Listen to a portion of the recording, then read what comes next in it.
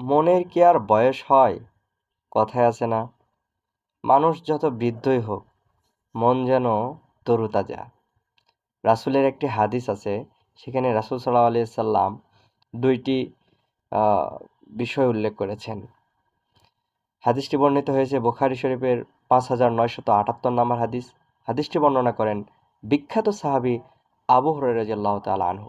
তিনি বলেন, আমি রাসূল সাল্লাল্লাহু আলাইহি সাল্লামকে বলতে শুনেছি, বৃদ্ধ লোকের অন্তত দুটি ব্যাপারে সর্বদা যুবক থাকে। একজন লোক বয়সে বৃদ্ধ হলেও আহ, সে দুটি বিষয়ে যুবক থাকে। আর এক নাম্বারটা হচ্ছে দুনিয়ার প্রতি ভালোবাসা। বৃদ্ধ চায় আমি আরও বাঁচি, আরও দীর্ঘদিন বাঁচি।